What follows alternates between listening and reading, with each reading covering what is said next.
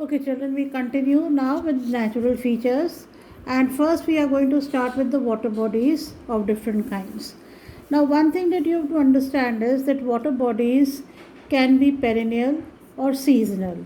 If they are perennial, they will be shown in blue color, and if they are seasonal, then they are shown in black color. So I have written down again the various categories into which the water bodies are there, and you will now see how they are shown in your maps. So we start with the seasonal stream. Seasonal word can be also substituted with dry. I can call it a dry stream or a seasonal stream. And if it is undefined, that means there is no visibility where the water will flow on the ground once the water disappears, then we call them undefined. That means that we don't really know where the water of that stream will be flowing next year in the rainy season. Then it is shown in black color, and it is shown wherever the track of the river, the stream is going to be there in black color, in broken black lines. If the seasonal stream has a track in bed, that means if it has been able to cut a channel in which the water is flowing, and even when there is no water in the stream during the dry season, you can still stand over there and you can identify that, okay, this is the point where the water is flowing and this is the bed of that stream, even without water. Here I can't even identify the bed. In this case, I can identify the bed. Then you will have a single black line or number of black lines which are joining each other. This is a seasonal stream with track in bed, and this is the stream that you see maximum, the most in your map. Now streams are very narrow, and so they are shown with a single line, but when many of the streams keep joining, they become bigger and bigger, and finally they become broad. And when they will become broad, they will have two different banks on the two sides. We call that a river. And river can also be of three types. The first one is a seasonal river or a dry river. That means it only has water in the rainy season, and then gradually the water stops flowing in the river. It is shown by two black lines, and these black lines are the banks, and inside the two black lines, which is the bed of the river, there are black dots. So these black dots are showing you the seasonal nature of the river. But sometimes a river does not dry completely, so we call it river dry with water channel.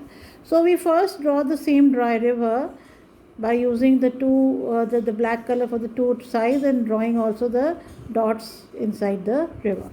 But since they are saying with water channel, it is telling us that the water dries up but not completely. So in the rainy season, the entire bed is filled with water, but in the summer season, it has the flow of the water only in the form of a trickle as a narrow channel. So we are drawing a blue line inside this river, and this river is not perennial. A perennial river is the next one which I am going to draw and show. But this is a river where there is water only for some part of the year, and the rest of the year it has no water. This is a river which is filled with water in the rainy season, and for the rest of the year it has just a little narrow trickle of water flowing. That means it does not completely dry. But when we come to the perennial river, in this case you will have the two banks which are always shown in black color, but whatever is the space between the two black lines of the banks of the river, the portion in between is completely colored in blue shade, this way. Now in your map, since we are studying Rajasthan and Gujarat, you don't have this river. This river you don't see in your map.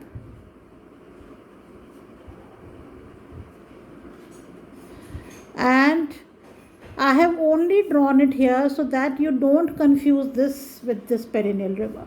Sometimes children write this as perennial river and they get 0, because this is a perennial river where there is water in it through and through. Okay, through the year the water is flowing in the entire bed of the river from one bank to the other. Okay, next we come to river with island and rocks. Now river with island and rocks can be any kind, category 1, 2 or 3. All of them can have these two features. I'm going to make it in a seasonal river so that it is easier for you to identify. So first I draw the seasonal river.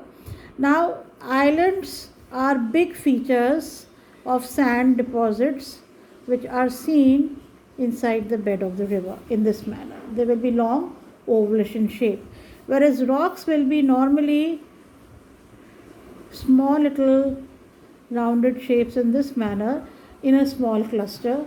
The reason why we can see them easily in a dry river is because when the water has dried completely, whatever rock and pebbles are lying over there and can be seen, and these are the deposits of sand that have made the island. Now a confluence is the meeting point.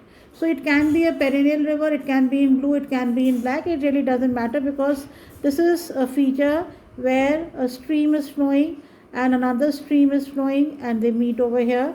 Or it can be a river, a seasonal river, let's say over here, and a seasonal stream that comes and meets. So this point here and this point here are the points of confluence.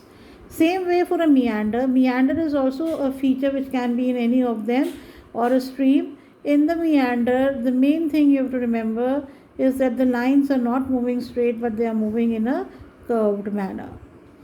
So this curve is called a meander.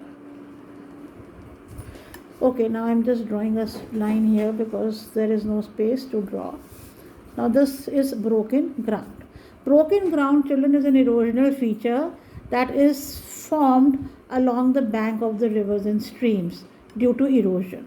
So if it's a seasonal stream, then you have to draw a black line of a seasonal stream, and this feature is also seen in black color. In this way, you have tiny little curves which are made along the black sides of the black line of the stream in this manner. Or if it's a river, then also you will see these little tiny black curves, and you will see quite a few of them in your maps along the rivers and the streams. This is broken ground. Then we come to a tank. Now a tank is a depression which is filled with water, and it can be seasonal or perennial. So the same formula is used here also. If it is seasonal, then you will have black dots, and you will often see these in your map. And if it's a very small seasonal tank, then you may also see a small black square. These also you will see in your map. If it's a bigger tank, then the actual shape of the tank is drawn in an outline and then it is filled with black dots.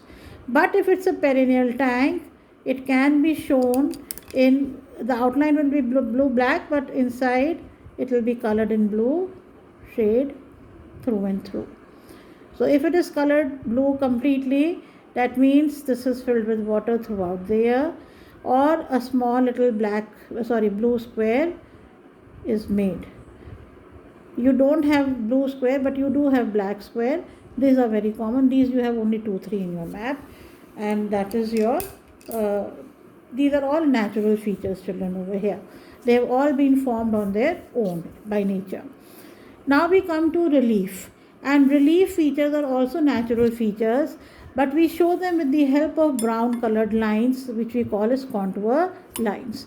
Now the shape of the contour lines are many, and we will be learning the features of which are shown by the contours in another video. Right now I'm just explaining to you what the symbols look like. So in brown color you will see lot of lines close to each other, and they represent a variety of relief features. Then we have sand dunes.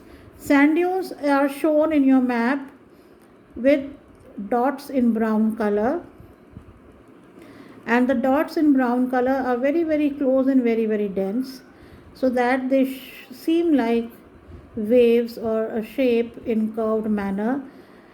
And then after that you will see dots which are very far apart. So these brown dots which are showing the far apart are sandy area, but in this sandy area, when you see them very, very densely arranged together, it is showing the sand dune. Okay. Then we come to depressions. Depressions are also shown in the sandy area where you will have the brown dots, but then they will make a little circle here and they will write DEP. That means a sand dune, of course, is when it is raised upwards, but a depression means that whatever is the level of the sand there, you are going downwards and there is a little depression. So it's the opposite of a sand dune. Sand dune is when the sand is piled up higher, and a depression is when it is going down lower. Now there are some more man-made features associated with the water, and these features now I am going to show. And one of the features is a causeway. Now a causeway is a feature where you have a road which is drawn, which is made over a dry river or a dry stream. Now you will have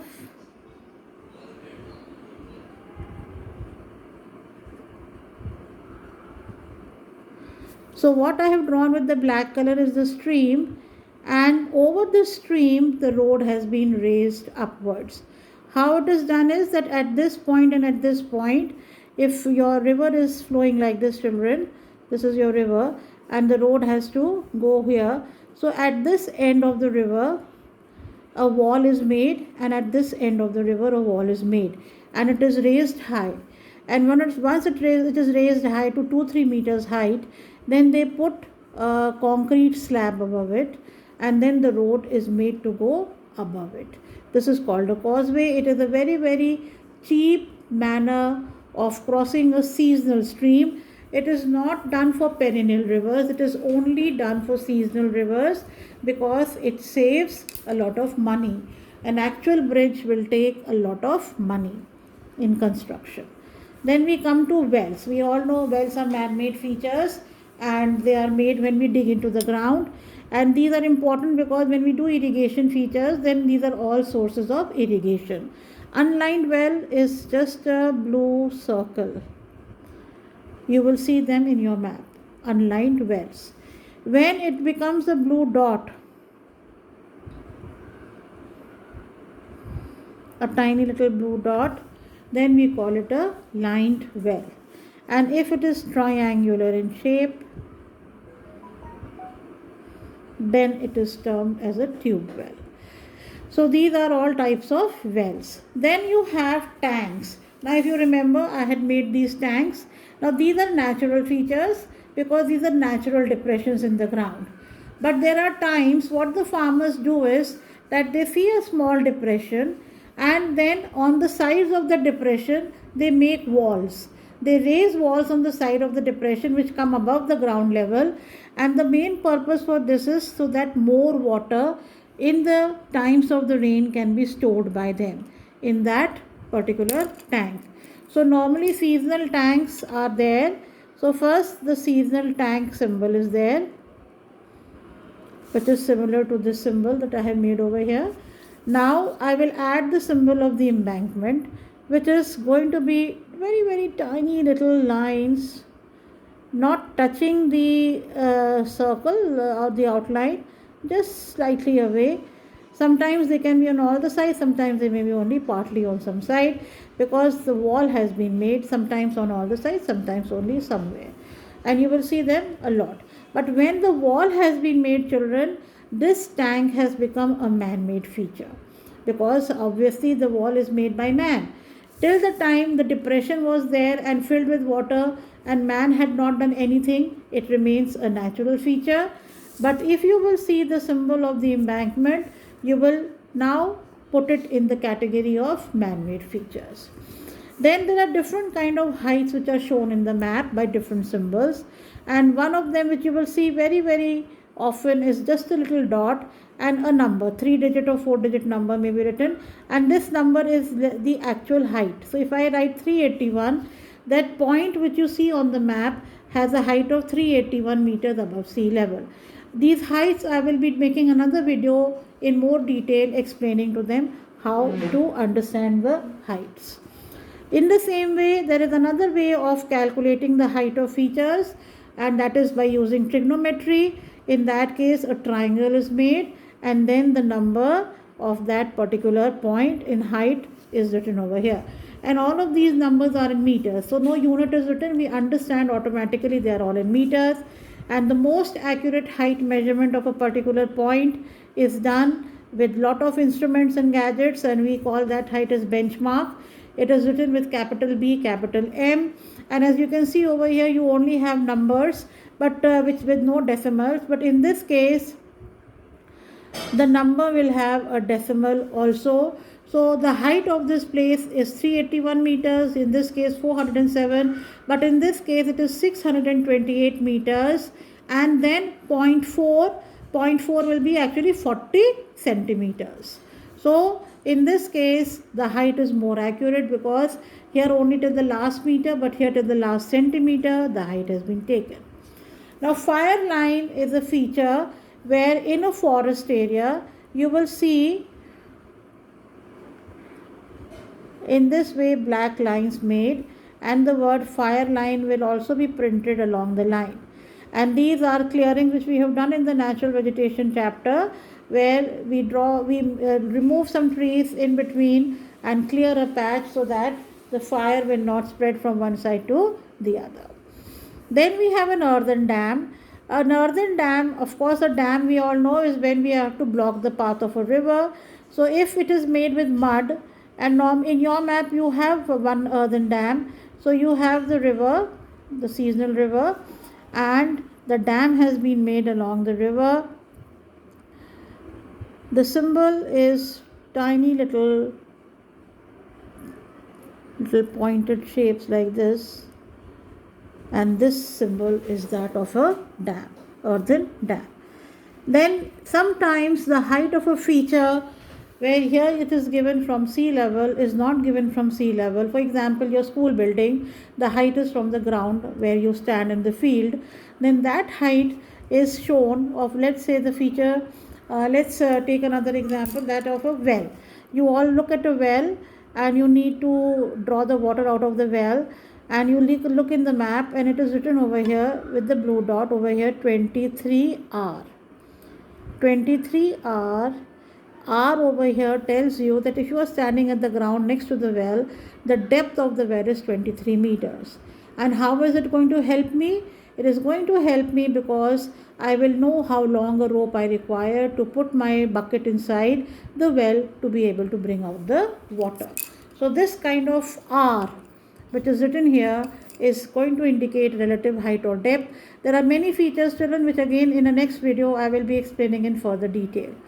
And then finally, the symbol of a surveyed tree. A surveyed tree is a tree that has been counted in the tree census. So it is made in black color, in oval shape like this, with a little curved line at the bottom. And these trees you have in your map also. Normally, if you are driving on the highway, you may see on the trees that they paint a number on those trees. Such kind of trees which have a number painted or there's a white stripe painted on them are surveyed. They have been counted in the census of the trees. They are called surveyed trees.